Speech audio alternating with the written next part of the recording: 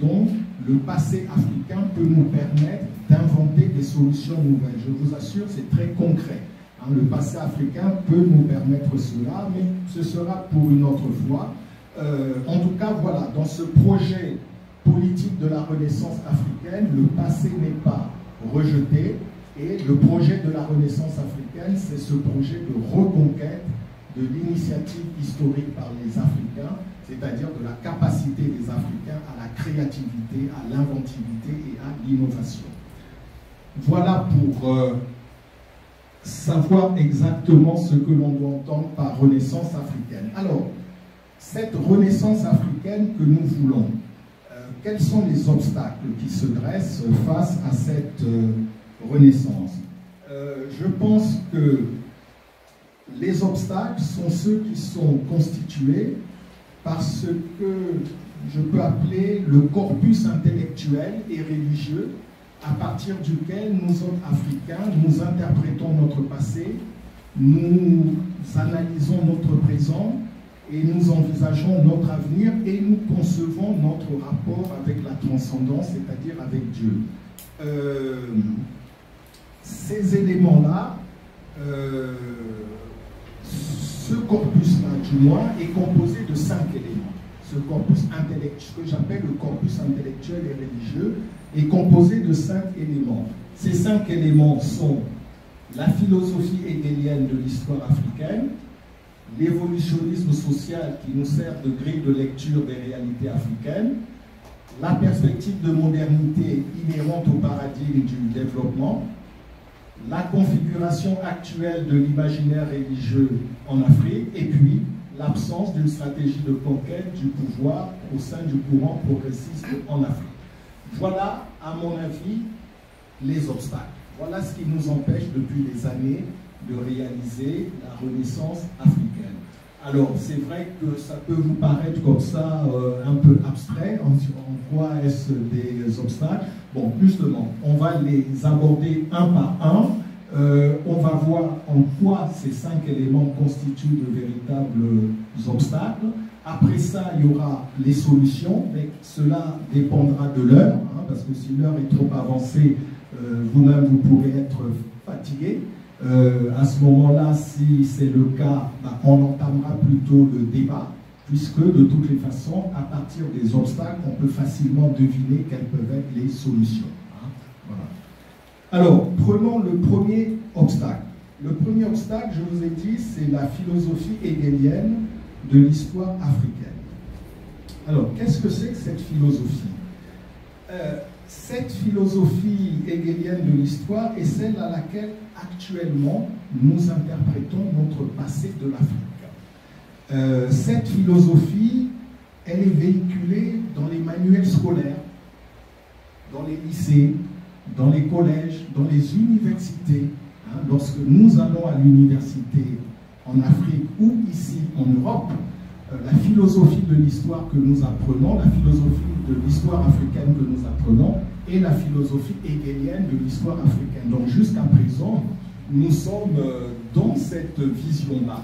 Hein. C'est à travers elle que nous interprétons notre passé. Or, le problème, c'est que cette philosophie hegelienne de l'histoire africaine, il faut retenir le mot, elle est pathogène. Elle est véritablement pathogène. Il faut dire que, regardez, à travers cette philosophie, qu'est-ce que les Africains découvrent finalement lorsque les Africains étudient l'histoire à l'université ou dans les collèges et les lycées? Les Africains, à travers cette philosophie, découvrent qu'ils appartiennent finalement à des sociétés qui accusent sur le reste de l'humanité un retard spirituel. Un retard spirituel puisqu'on dit que nous sommes des peuples païens. Forcément, nous sommes en retard spirituellement. On découvre que nous sommes des peuples en retard politiquement, parce qu'on dit qu'effectivement, dans le passé, l'Afrique ne connaissait pas d'État. Il n'y avait que les tribus, des sociétés tribales, etc. Et voilà ce qu'on nous enseigne. On apprend aussi qu'on accusait un retard au niveau économique. Nous n'avions qu'une économie rurale. On vivait de troc. Voilà ce que nous apprenons. Bref, lorsque nous étudions l'histoire africaine aussi bien en Afrique qu'ici, nous découvrons que nous appartenons à des sociétés qui ne peuvent entrer dans l'histoire que par le biais et sous la tutelle de l'Occident. Voilà ce que nous apprenons. Vous ne pouvez pas imaginer. Aujourd'hui, parfois, je discute avec des jeunes Africains de jeunes générations et qui effectivement, quand on leur parle d'histoire africaine, on nous dit de quoi parlez-vous? Il n'y a pas d'histoire en Afrique. Voilà ce qu'on leur apprend encore aujourd'hui à l'école. Alors, ce qui est important, c'est l'impact. L'impact de cette philosophie de l'histoire africaine. Cette philosophie a un impact important dans la mesure où elle crée au sein du tissu social africain ce que j'appelle un talon d'Achille. Un talon d'Achille qui handicape gravement les sociétés africaines. Donc l'idée vraiment c'est ça, c'est de prendre conscience que cette philosophie introduit chez nous un talon d'Achille. De quelle manière? Cette philosophie vient légitimer un corpus d'idées, de valeurs, de représentations, de significations, dont la charge symbolique engendre au sein de nos élites, et là je vise nos élites, engendre au sein de nos élites des réflexes de subordination. Subordination spirituelle, esthétique, subordination épistémologique, axiologique et organisationnelle. Ces réflexes de subordination ont une conséquence qu'il faut noter. Ces réflexes de subordination provoquent chez nous ce qu'on appelle l'hétéronomie de la conscience de nos élites. L'hétéronomie. Alors, qu'est-ce que c'est que l'hétéronomie? L'hétéronomie, c'est la condition d'une personne qui reçoit de l'extérieur les lois, les valeurs, les principes, l'esthétique, qui encadre et détermine son action dans le monde. Autrement dit, c'est quelqu'un pour qui ce sont les autres qui vont lui dire ce qu'il doit penser, entreprendre, adorer ou haïr. C'est le cas de nos élites. Lorsque nos élites cherchent à penser ce que doit devenir l'Afrique, elles attendent que l'Occident leur dise ce qu'elles doivent penser. Alors du coup, on peut dire que cette hétéronomie neutralise l'aptitude de nos élites à l'initiative historique. Elle neutralise l'aptitude de nos élites à la créativité, à l'inventivité, à l'innovation, par rapport à nos ancêtres qui, eux, avaient cette créativité. Nos élites sont paralysées. Ainsi, on peut dire que nos élites, incapables de concevoir par elles-mêmes les solutions adéquates pour résoudre les problèmes auxquels sont confrontés les peuples africains, nos élites en viennent psychologiquement à attendre que les solutions leur viennent de l'extérieur. Il faut vraiment noter ça, c'est la posture de nos élites. Psychologiquement, quand je dis nos élites, beaucoup d'entre nous faisons partie de cette élite. Nous sommes dans une posture psychologique où nous attendons que les solutions nous viennent de l'extérieur. Regardez, lorsque l'Occident nous dit développement, on dit développement. Est-ce qu'on a réfléchi sur ce concept? Qu'est-ce que c'est que le développement? Pourquoi devons-nous suivre le chemin du développement? Au début des années 60, on nous a dit développement, on a dit développement. 20 ans après, on nous a dit développement durable, on a dit développement durable. Après, on nous a dit, maintenant c'est plus le développement, c'est la lutte contre la pauvreté. On a dit lutte contre la pauvreté. Après, on a dit, ce n'est plus la lutte contre la pauvreté, maintenant c'est l'émergence. Tout le monde a dit émergence. Avons-nous réfléchi sur ce que c'est? Non, voilà. Tout ça nous vient de l'extérieur. Alors, on peut dire par conséquent que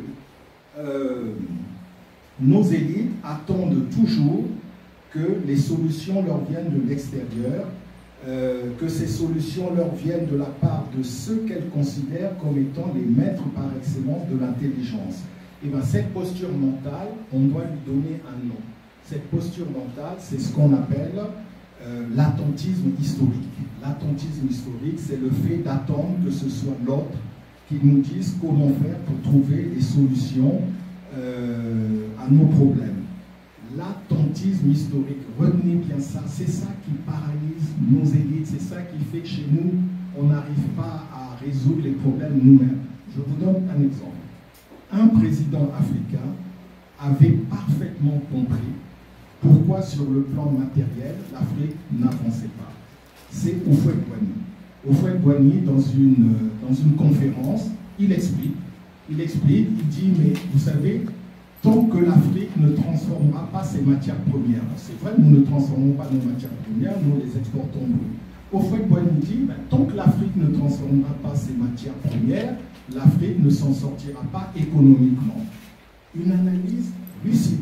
Il a tout à fait raison.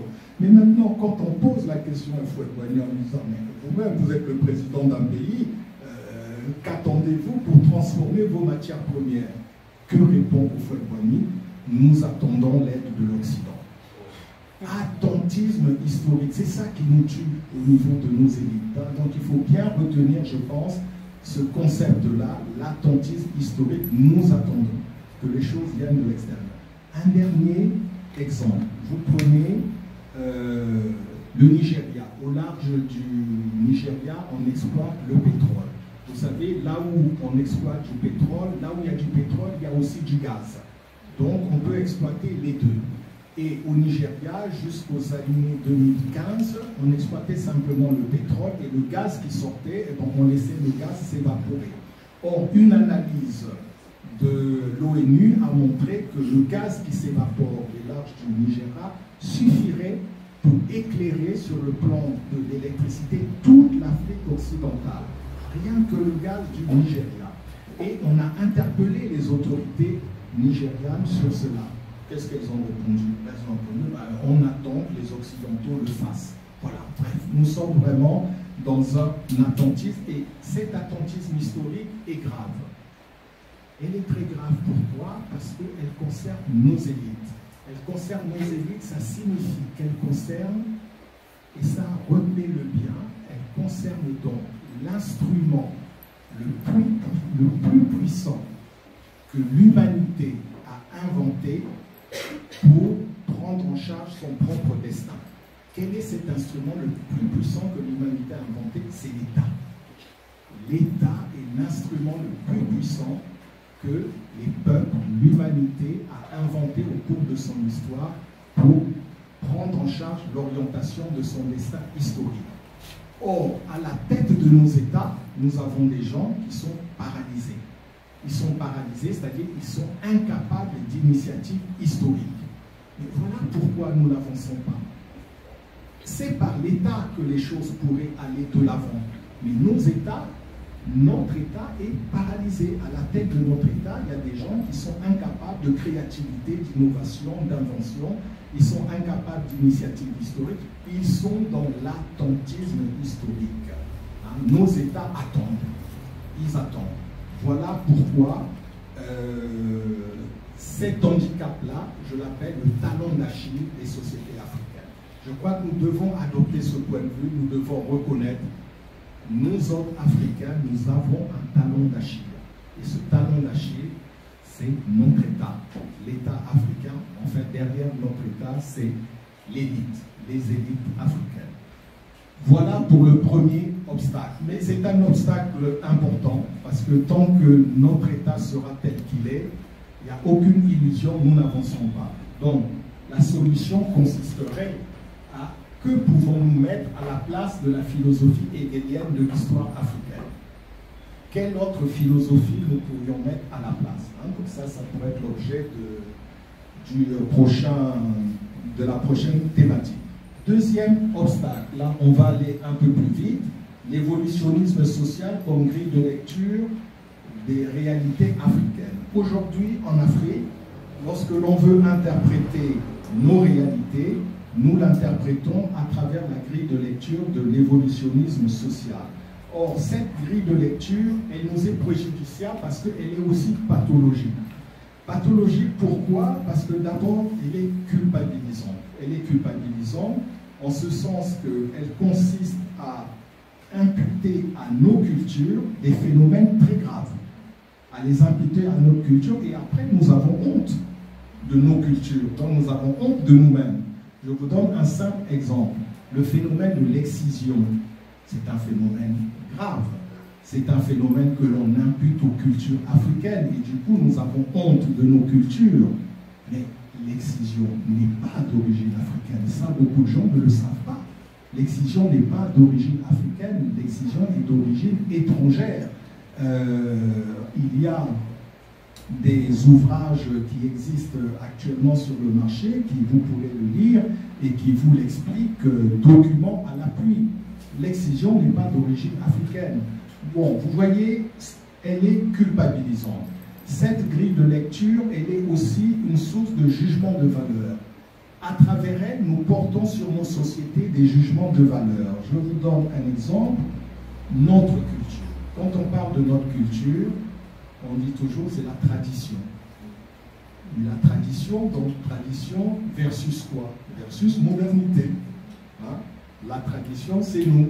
Or, dans le discours universitaire, la tradition, c'est ce qui est contraire à la modernité. Hein? C'est ce qui est même un peu antagonique à la modernité. Et quand on parle de notre culture, ben, on dit c'est une culture traditionnelle. On devrait réfléchir plusieurs fois avant de dire cela, parce que dans la culture africaine, je vous assure que vous trouvez des éléments de modernité incontestables. Hein, mais ça pourrait être l'objet d'un autre débat. Regardez le jugement de valeur. Nos religions, on dit, nous, c'est le paganisme. Ce n'est pas une religion, c'est du paganisme. Nous sommes des païens. Okay. Voilà, c'est encore un jugement. Et beaucoup d'entre nous, d'ailleurs, ont pensé que nos religions, les religions de nos ancêtres, étaient des religions païennes. Autre chose de nos religions, on nous a dit nous étions polythéistes. Et nous aussi, nous sommes polythéistes. Mais il n'y a aucune langue africaine qui parle de Dieu au pluriel.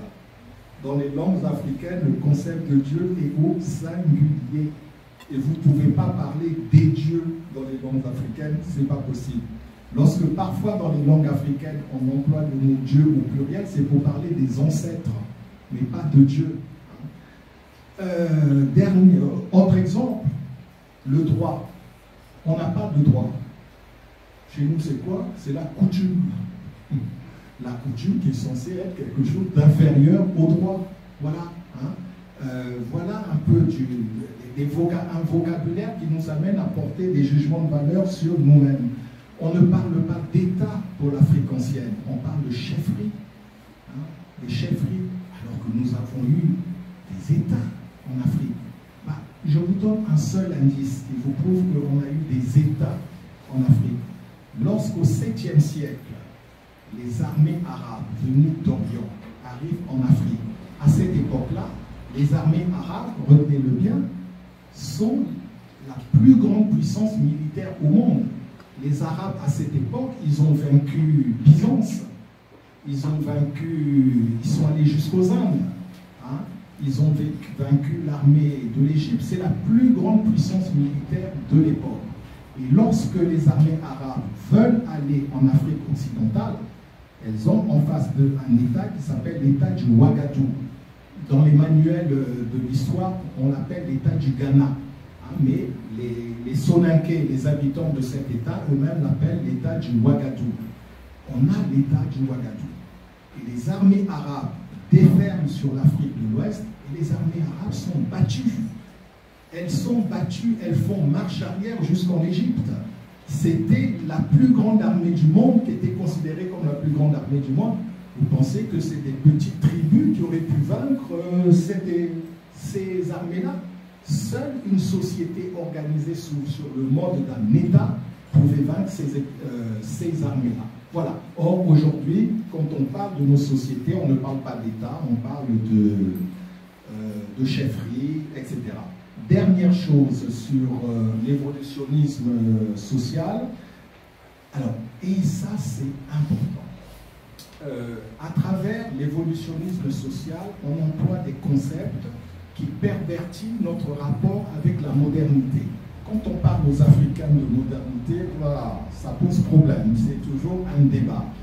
Pourquoi? Parce qu'aujourd'hui, en Afrique, les médias, l'université véhiculent une définition très précise de la modernité.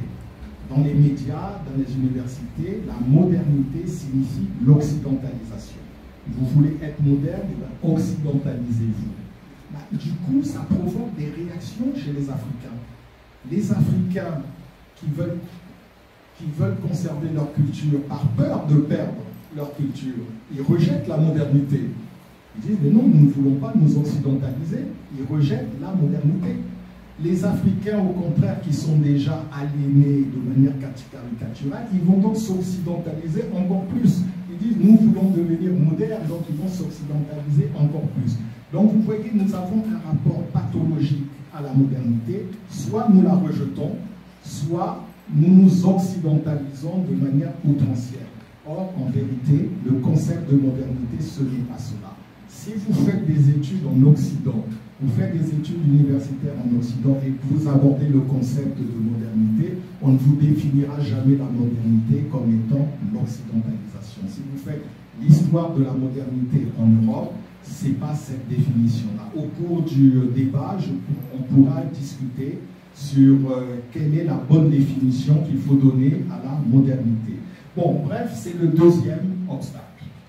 Hein, il nous faut nous libérer de cette grille de lecture qui nous conduit à avoir des jugements de valeur sur nous-mêmes.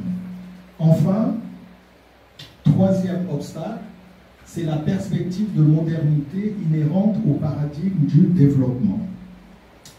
Alors, le paradigme du développement, c'est le paradigme à partir duquel, depuis les indépendances, nous envisageons notre avenir. Depuis les indépendances. Et nous envisageons cet avenir dans une perspective qui se décline en termes de rattrapage historique de l'Occident. Qu'est-ce que c'est que notre avenir? C'est de rattraper l'Occident. Le paradigme du développement, c'est ça.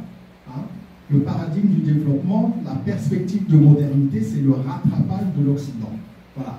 Vous voulez devenir moderne, eh bien, vous voulez vous développer, eh bien, vous devez rattraper l'Occident. Or, ce paradigme, malheureusement, a plusieurs défauts dont nous ne sommes pas conscients. Nous ne sommes pas conscients du tout de ces défauts et il nous faut être conscients des défauts du paradigme du développement si nous voulons avancer. Quels sont ces défauts? Il y en a 4.